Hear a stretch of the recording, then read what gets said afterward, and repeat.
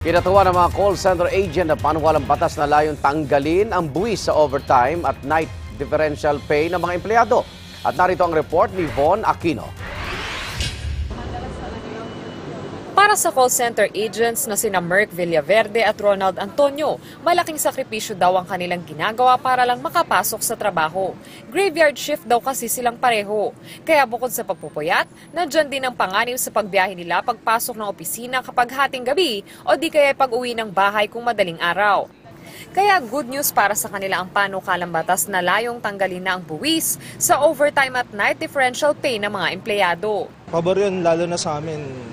Well, kasi napupuyat kami, so dapat talaga worth yung no tax talaga. For us agents, talagang helpful yun. Kasi una sa lahat, bukod sa danger na sinusuong namin gabi-gabi, kasi kasama na dun yung, alam mo na, yung panahon ngayon. Malaking bagay yun kung maalis siya sa amin. Ganito rin ang pananaw ng isa pang call center agent na si Efren Pangyarihan. Sa tansya niya, kapag hindi kinaltasan ng tax ang kanyang night differential pay, di bababa sa 500 piso kada kinsenas ang madadagdag sa kanyang sweldo.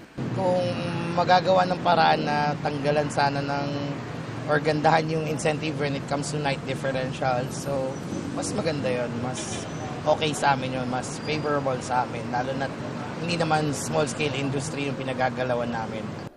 Ang mga call center agents sa isa lamang sa sektor na makikinabang kapag naisabatas ang House Bill No. 2836 at 4682 na isinusulong ni House Deputy Majority Leader Marlen Abigail Binay. Layo ng panukalang batas na ito na tanggalin ang buwis sa overtime at night differential pay ng mga empleyado. Ang overtime pay ay ang dagdag na natatanggap ng empleyado kapag lumagpas na sa 8 oras ang kanyang pagtatrabaho. Ang night differential pay naman ay ang dagdag na 10% compensation para sa working hours na pumapatak sa pagitan ng alas 10 ng gabi hanggang alas 6 ng umaga. Mahaba-haba pang debate ang pagdaraanan ng panukala sa Kongreso. Pero kung sakali, mahigit 1 milyong tulad nila Merck, Efren at Ronald na nagtatrabaho sa BPO ang makikinabang dito. Para sa unang balita, Von Aquino reporting.